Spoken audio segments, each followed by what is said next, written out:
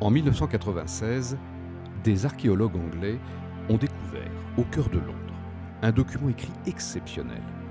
Une tablette en bois gravée mentionnant une jeune esclave nommée Fortunata. Daté de vers 100 après Jésus-Christ, il indique que Fortunata était originaire du territoire des Diablintes. Les Diablintes, en Gaule, qui avaient pour capitale la ville de Jublain. Jublain, chef-lieu de cité dans l'ouest de la France, créé au 1er siècle, qui a progressivement décliné pour finalement disparaître.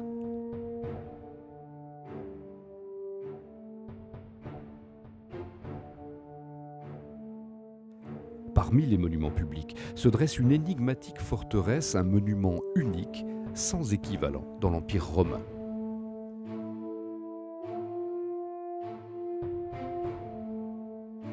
Quels événements ont pu provoquer le déclin de la ville de Jublain? Et quelle signification donner à cette mystérieuse forteresse?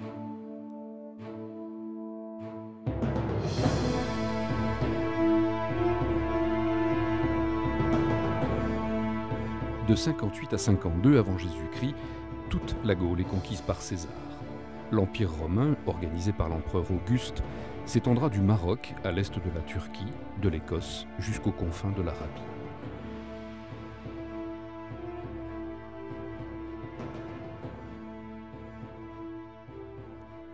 La Gaule était alors divisée en plusieurs provinces et les Diablintes faisaient partie de la Lyonnaise. Jublain était la capitale de ce territoire qui recouvre à peu près la Mayenne actuelle. Récemment découverte, la tablette qui mentionne Fortunata nous informe qu'elle vivait dans le territoire diablinte. Quel a pu être son destin? Fortunata est sans doute une fille orpheline ou abandonnée, recueillie par Albicianus, son propriétaire. La tablette en bois était recouverte de cire. Le papier n'existait pas en Gaule et le papyrus se faisait rare. Pour garder une trace écrite, il fallait graver dans le bois ou dans la pierre. À Jublain, peu de traces écrites restent aux historiens.